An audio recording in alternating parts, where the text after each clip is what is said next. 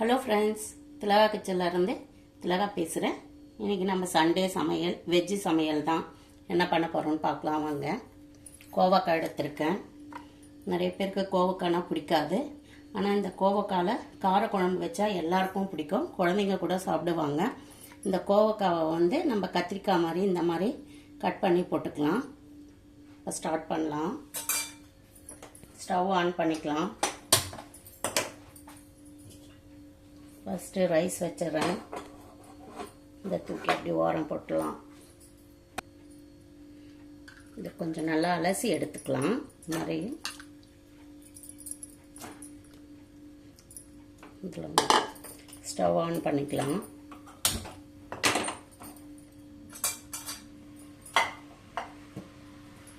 இது நம்ம அதிலேயே வதக்கும் போது டைம் கொஞ்சம் லேட் ஆகும். அதனால் குக்கரில் அவங்கவுங்க குக்கருக்கு ஏற்ற மாதிரி ஒரு விசில் வச்சா போதும். சும்மா ஒரு டீஸ்பூன் மிளகாய்த்தூள் போட்டுக்கலாம். குழம்பு மிளகாய்த்தூள், கொஞ்சம் சால்ட்டு போட்டுக்கலாம்.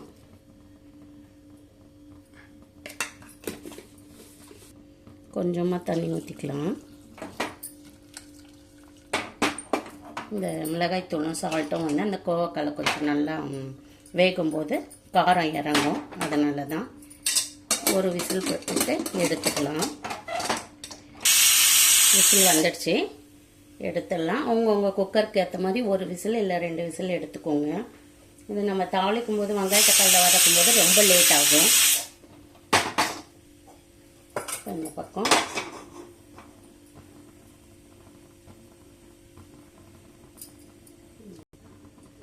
ஒரு கடாய் வச்சுருக்கேன். கேரட் பீன்ஸ் தாளிச்சிக்கலாம். கடுகு ஒரு 1/2 டீஸ்பூன் போட்டுக்கலாம். உளுந்து 1 டீஸ்பூன் போட்டுக்கலாம்.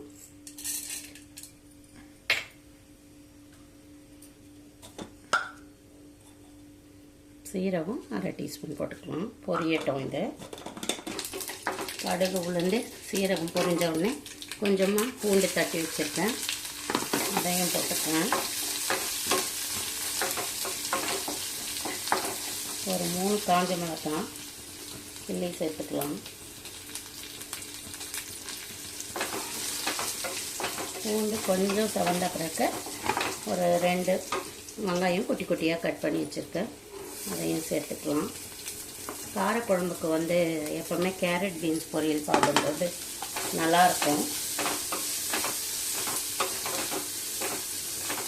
இது வதங்கட்டும். வெங்காயம் வதங்குறேன். இந்த தண்ணி கொஞ்சம் சூடாகும்போது எலுமிச்சப்பழம் சைஸில் புளி கொஞ்சம் சுடு தண்ணியில் ஊற வச்சுக்கிறேன். இந்த மாதிரி சுடு தண்ணியில் ஊற வைக்கும்போது சீக்கிரமாக நம்மளுக்கு சார் கிடச்சிடும். கொஞ்சம் பெருங்காயத்தூள் மிக்ஸ் பண்ணிக்கோங்க.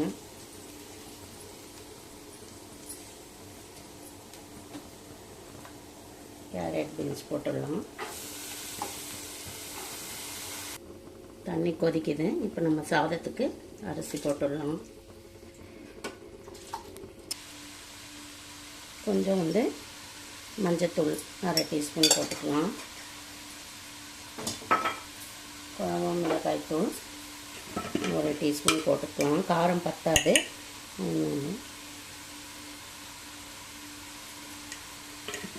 தேவையான அளவு தண்ணி ஊற்றிக்கலாம்.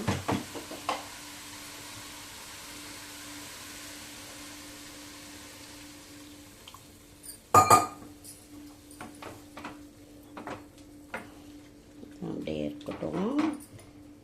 இந்த பக்கம் நம்ம குழம்பு தாளிச்சிக்கலாம். அதுக்குள்ளே கேரட் பீன்ஸ் போட்டுக்கலாம். மண்சட்டி வச்சுருக்கேன். கொஞ்சம் நல்லெண்ணெய் ஊற்றிக்கலாம்.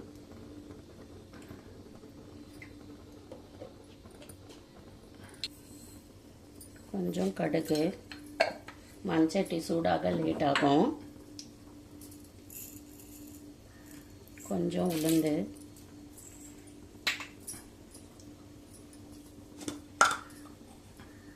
கொஞ்சம் சீரகம் போட்டுக்கிறேன்.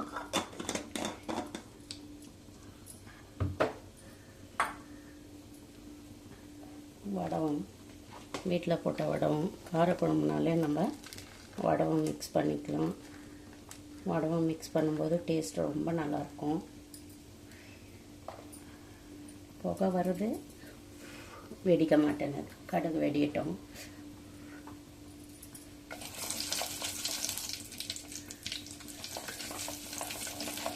சூடாகிற வரைக்கும் வெயிட் பண்ணணும். சூடாயிடுச்சுன்னா கிடகிடன்னு ஆகிடும். ஒரு 10 பல் பூண்டு தட்டி வச்சுருக்கேன், அதையும் போட்டுக்கலாம்.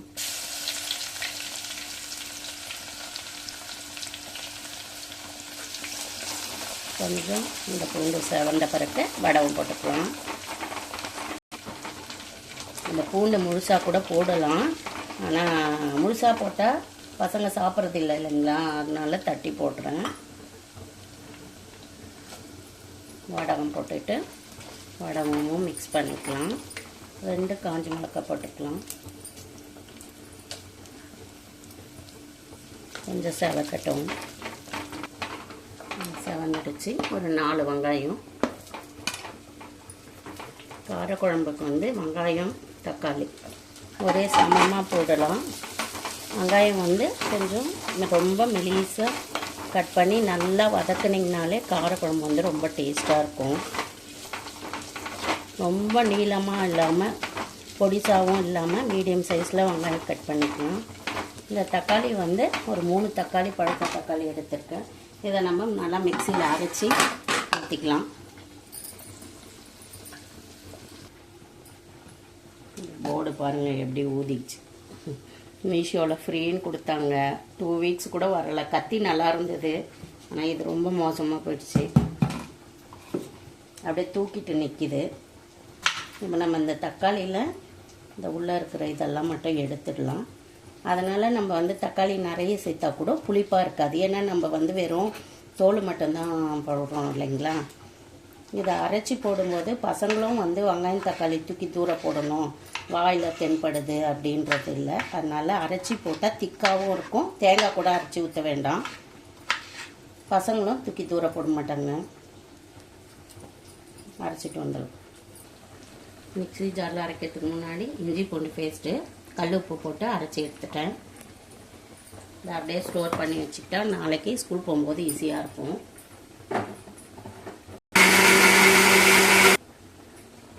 பெருங்காயத்தூள் மிக்ஸ் பண்ணிக்கலாம்.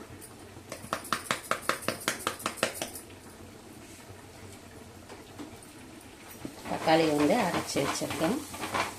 இதையும் இதில் ஊற்றி நல்லா வதக்கிக்கலாம்.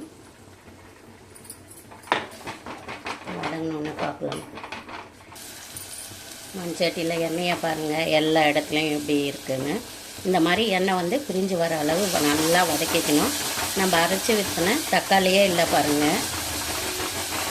மண்சட்டிலே பாருங்கள் நான்ஸ்டிக் மாதிரி இப்படி சுழண்டு வருது பாருங்கள். அந்த அளவு வந்து நம்ம வெங்காயம் தக்காளியை நல்லா வதக்கணும். எவ்வளோதான் காசு கொடுத்து நம்ம பெரிய ஹை லெவலில் பாத்திரங்க வாங்கினாலும் மண்சட்டிக்கு ஈடாகாது. எப்படி சுழண்டு வருது பாருங்கள். மண்சட்டி ஆரம்பத்தில் கஷ்டமாக இருக்கும், ஆனால் பழக பழக உங்களுக்கு மண்சட்டி ரொம்ப பிடிக்கும். நம்ம வாஷ் பண்ணி பத்திரமா பக்குவப்படுத்தி ஒரு இடத்துல வைக்கிறது தான் பெரிய வேலை. நல்லா சுழண்டு வருது பாருங்கள். எண்ணெய் கூட நான் நிறைய ஊற்றலை. நீங்கள் காரக்குழம்பு மீன் குழம்புக்கு வைக்கணுன்னா அதுக்குன்னு ஒரு சட்டியை தனியாக வச்சுட்டிங்கன்னா இந்த மாதிரி டேஸ்ட்டு எப்போவுமே மெயின்டைன் பண்ணலாம். சிம்மில் வச்சுட்டு சாதம் வடிச்சிடலாம்.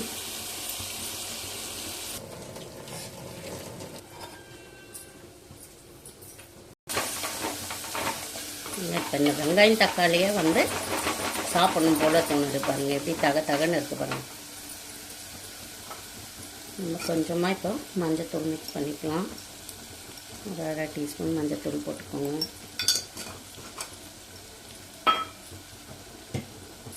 அவங்கவுங்க காரத்துக்கு ஏற்ற மாதிரி மிளகாய் தூள் போட்டுக்கலாம்.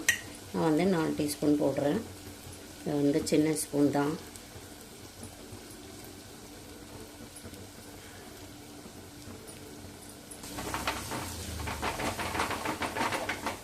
சும்மா ஒரு நிமிஷம் மிளகாய் தூள் எண்ணெயில் வதக்கிட்டு வேக வச்ச கோவக்காவை போட்டுடலாம்.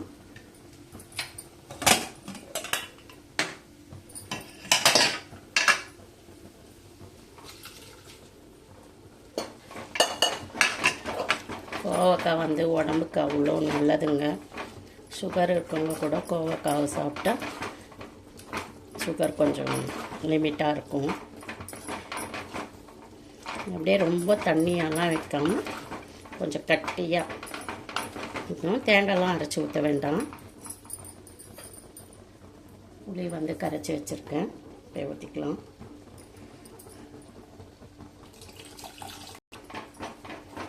நல்லா மிக்ஸ் பண்ணிவிட்டு உப்பு காரம் செக் பண்ணிக்கோங்க.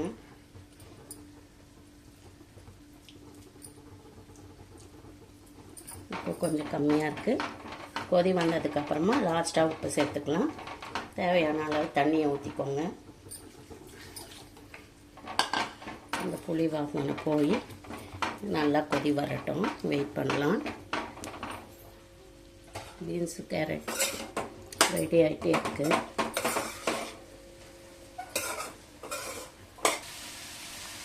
கருவேப்பிலை வந்து சேர்த்துக்கலாம். இதுக்கும் சேர்த்துக்கலாம்.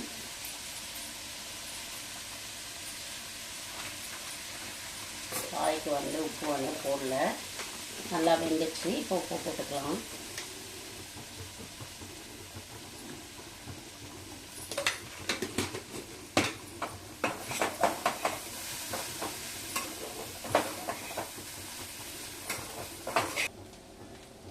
குழம்பு ரெடி ஆகிட்டுருக்கு. கொத்தமல்லியும் இப்பயே போட்டுருவேன். நல்லா ஏடு படிஞ்சு இன்னும் கொஞ்சம் திக்காக ஆகட்டும்.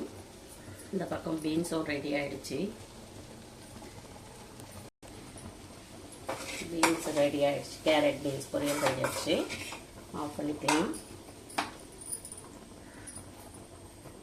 எண்ணெய் வச்சுருக்கேன். கொஞ்சோண்டு அப்பளம் பொரிச்சிக்கலாம்.